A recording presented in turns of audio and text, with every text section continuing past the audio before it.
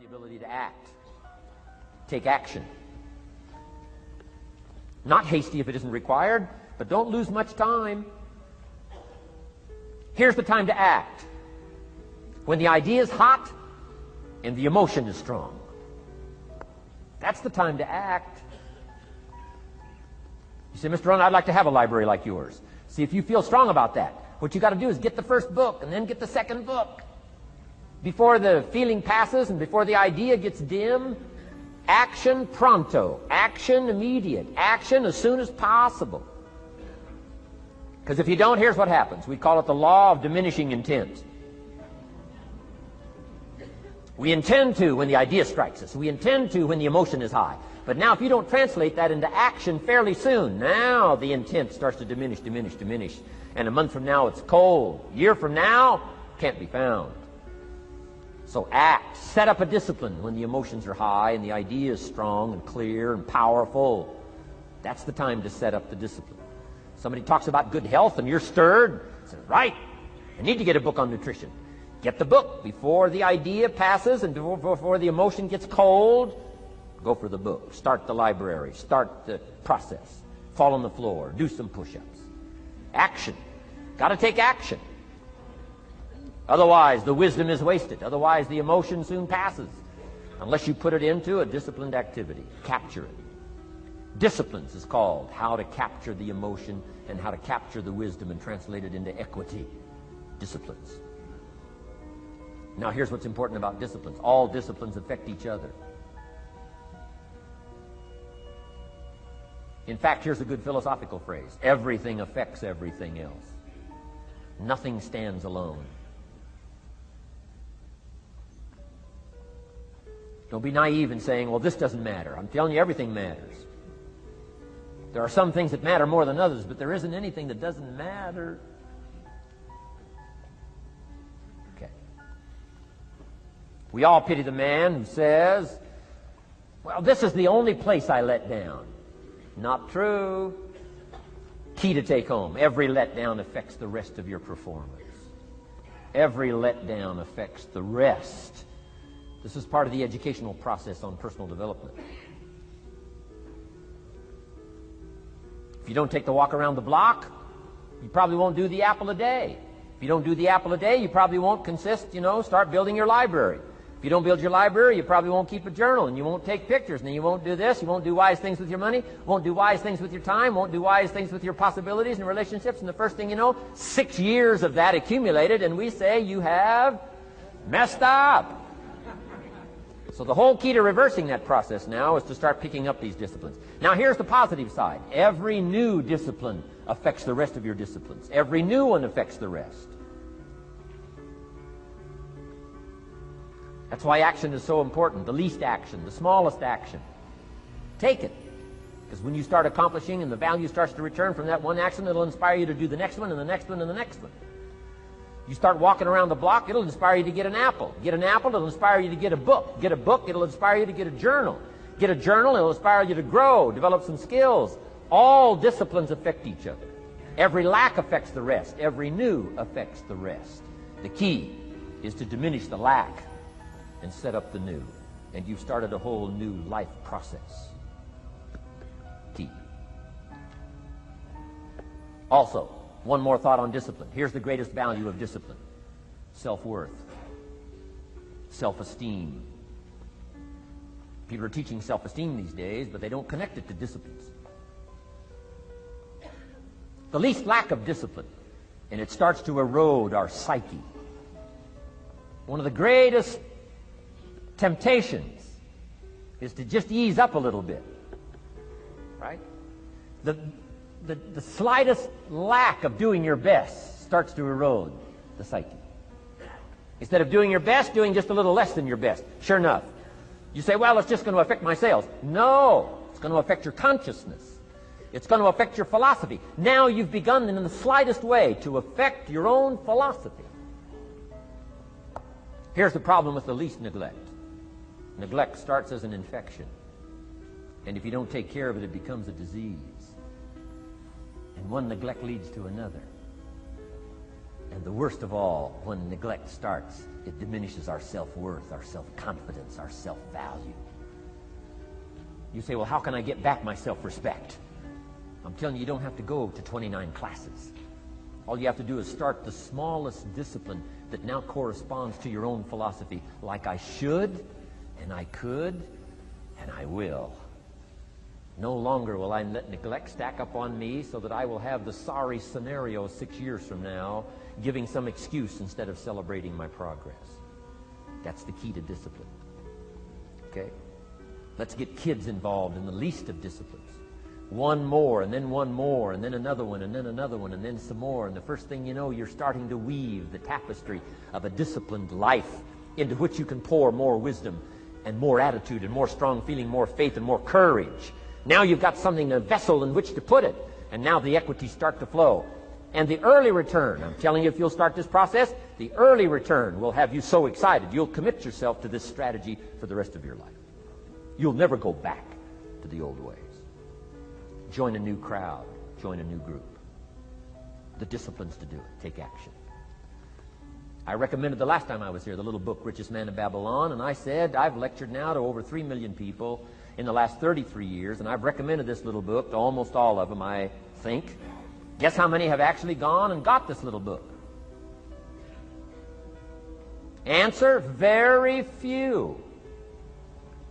My best guess is 10%. Such an easy thing to do.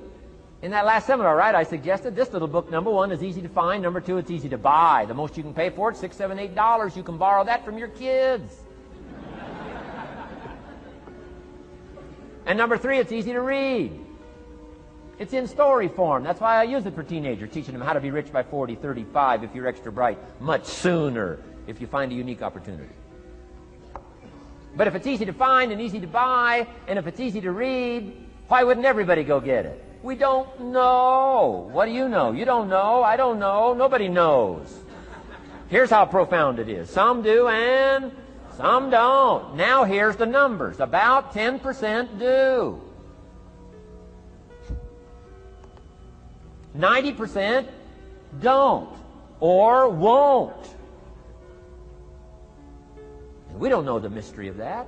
And I'm telling you, 10 years from now, those numbers will still be the same. 10% will, 90% won't. The numbers don't change. Only the faces change. You're looking at one of the faces. I used to belong to the 90% who couldn't be bothered even if it was easy. Guess how many people have a library card? Wisdom of the world available. Transform your life in any value amount you want.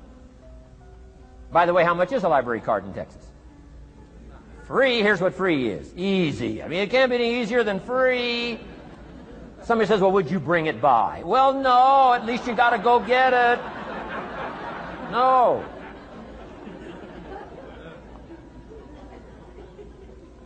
Wisdom of the world available. Transform your life spiritually, socially, personally, economically, and every other way. Teach you how to be rich and powerful and sophisticated and healthy, influential. How many people have a library card? Answer, 3%.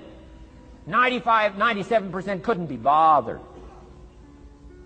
Guy specializes in happy hour, but he doesn't have a card.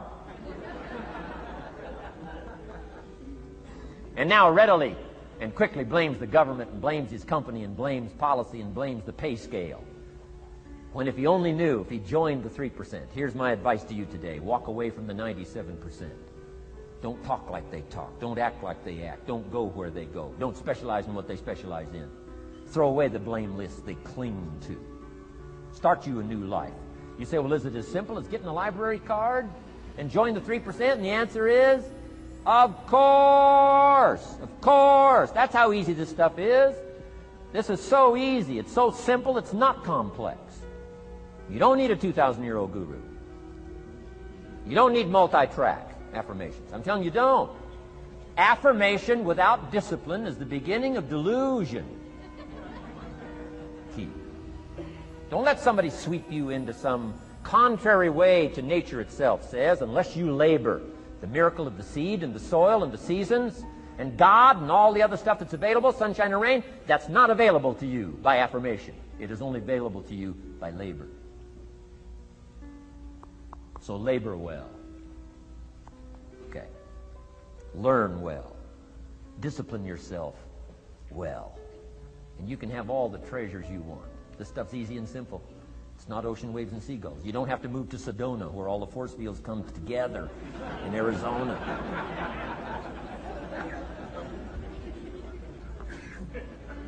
Let's teach our kids the simple ways to transform their health, number 1.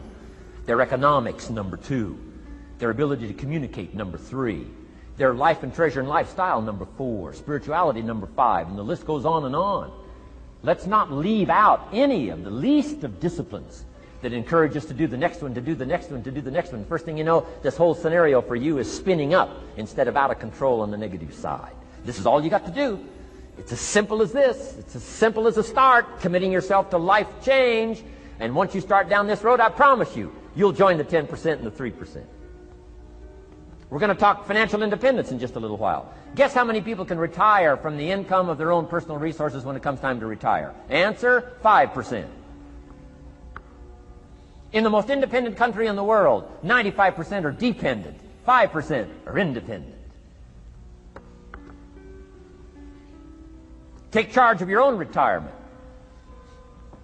I'm telling you, if you take charge of your own retirement through personal development and all these skills we've taught today, plus what's coming up, financial independence, I'm telling you, take charge of your own retirement, you can multiply it at least by 5, maybe by 10, maybe by 20, maybe by 100. Let the government take care of it, some company take care of it, you got to divide by 5. Take charge of your own life, take charge of your own day, take charge of your own conversation, take charge of your own family, take charge of your own possibilities. And learn these skills, develop this kind of strategy, and I'm telling you, life will open up for you. Join the 3%. Join the 10%. Join the 5%. Walk away from the 95%. In our Leadership Weekend we teach, find out what poor people read and don't read it.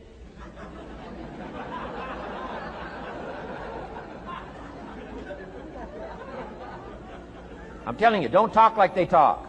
Lend a helping hand, but don't fall into their poor philosophical scenario. Don't blame what they blame. Don't use the excuses they use. It's called the language of the poor. Switch gears, switch language, switch ideas, switch strategy. Start with the simplest of disciplines. And don't bemean any of these disciplines. The smallest of disciplines starts the process of life change. And if you'll invest in this thing called discipline, you can have whatever you wish. It's called the beginning of a miracle.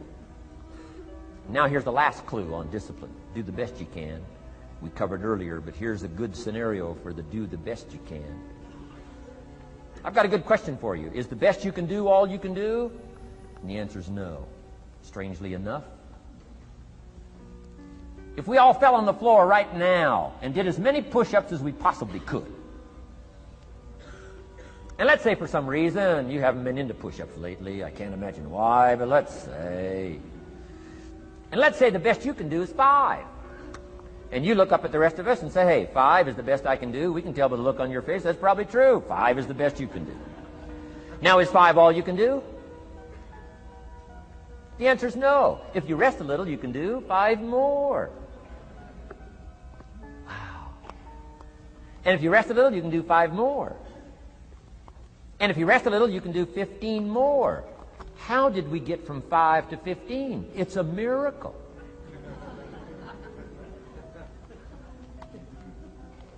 And if you rest a little, you can do 15. Rest a little, you can do 15. Rest a little, you can do 20. How did you get from 5 to 20? It's a miracle. Did you know you can keep doing that? Do a little more, rest a little, do a little more, rest a little, and finally get up to 50 push-ups? Is it possible to get up to 50 push-ups? Of course. How do you go from 5 to 50? It's a miracle. How do you get a miracle going? Number 1, do what you can. Don't leave out what you can, from writing a letter to your mother in Florida. Start cleaning it all up. 2, doing the push-ups. Go from 5 to 50. It's a miracle. Number 1, do what you can. Number 2, do the best you can. Here's number 3, rest very little.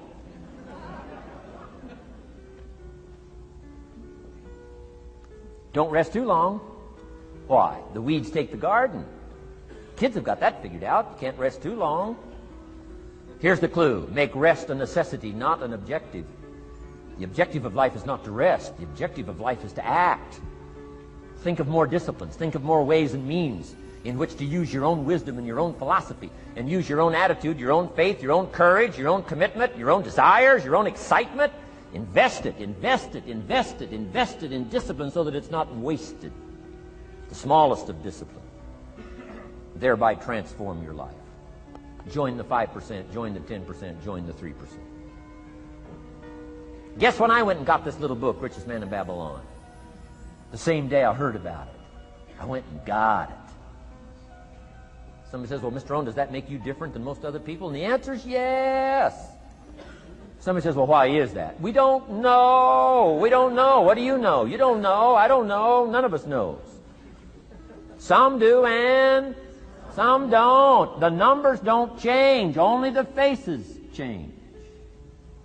From those who get in on a seminar like this, listen to a dynamic sermon, read a book, listen to some cassettes, take seriously the next conversation of a friend who wants to level with you, and do something about it. And you can walk away from the 97% and not live there anymore.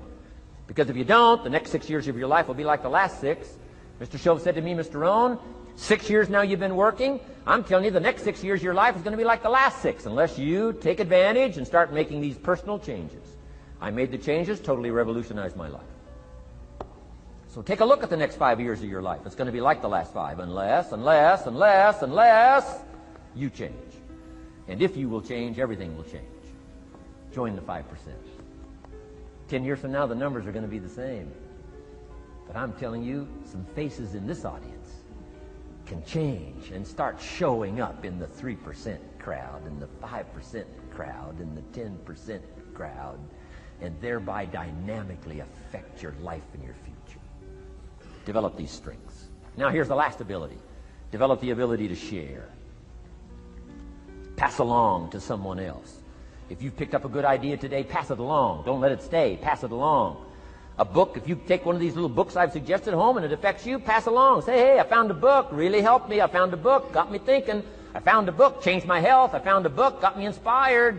Pass it along, pass it along, pass it along. Here's what's exciting about sharing. If you share with 10 different people, they get to hear it once, you get to hear it 10 times. So it's probably going to do more for you than it is for them. But it's called what? Everybody wins. When somebody shares, everybody wins. Wow. Share your ideas, share your experiences, share your knowledge. You can have just as much pleasure as I do. I said, giving this seminar, this is one of my joys in life. Give a seminar like this, make the best investment I can of words and spirit and heart and soul and time, energy. I don't have to work this hard. But I gladly work this hard. Why? I want the return. Your words touch my life. See, that's heavyweight stuff. You can't buy it with money. But I'm telling you, you can get the same thing started by recommending a book. Somebody will read that book, and then they'll read another one, and they'll read another one, and they'll come to you someday and say, you got me started. That book you recommended turned my lights on, turned my mind around, got me thinking, got me pondering, and I've been on track ever since. You can get just as much praise as I do if you'll share with your children, share with your colleagues, share with everybody that comes within your grasp. Share. Now here's what sharing does. Not only helps you, helps the person you share with. Here's what else it does. Makes you bigger than you are. If I had a glass of water up here and it was full, question, can that glass hold any more water? If it's full, if the glass is full, can it hold any more water? The answer is yes. But for it to hold more, you got to pour out what's already in. That's what I'm asking you to do. If you're full of ideas, if you're full of good things, I'm asking you to pour it out, pour it out, pour it out. Why? I'm telling you, more will be poured in, poured in, poured in. Next, when you do pour out, you become bigger. Not like a glass that stays the same. Human beings have the ability to grow in consciousness and awareness and capacity. It's unlimited capacity. I found out kids don't lack capacity. In Europe, the kids speak what? 2, 3, 4, 5, 6 languages. When I grew up, my father spoke German, never taught me. My mother spoke French, never taught me. They were trying to get away from all the old world languages back then. Had no concept how valuable languages were going to be in the future. Just didn't know.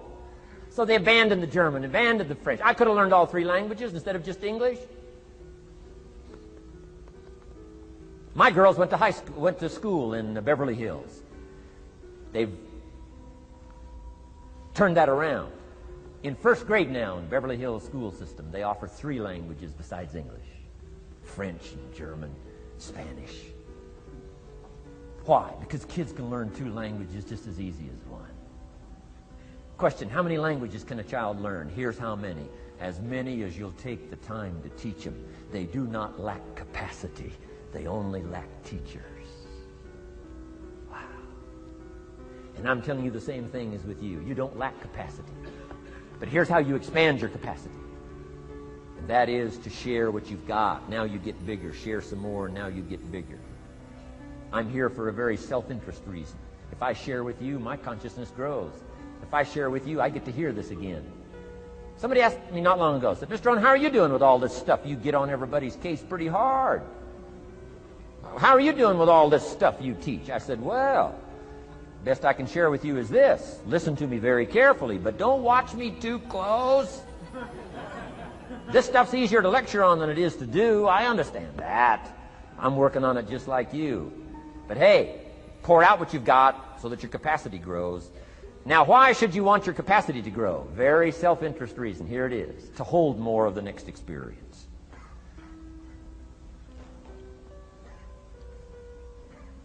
You mean to tell me that sitting in this audience, some people will get more out of it than others? And the answer is yes. If you haven't been into expanding your own capacity lately, you might not get much from this seminar. But if you've been into expanding your capacity, you've been sharing and you've been doing all this stuff, I'm telling you, no telling what all this could mean to you today, this chance to grow, change, develop, absorb, take in. I'm asking you to expand and grow so you can hold more of the next experience. Some people can't be very happy. You could pour happiness out on the whole world. Some people can't be very happy. Why? They're not big enough. If you're small, you don't get much. Small in comprehension, small in the ability to think and wonder, small in appreciation, no matter how much is poured out. Prosperity can be poured out on the whole country. Some people don't get much. Why? They're too small in their thinking, too small in their ability to share, have not expanded to their full capacity. Don't be like that.